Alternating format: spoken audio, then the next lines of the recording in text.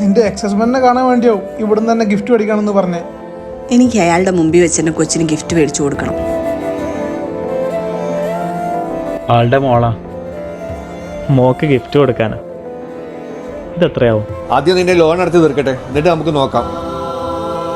ഇതെടുക്കുമ്പോൾ ഈ bracelet free ആണ് കേട്ടോ.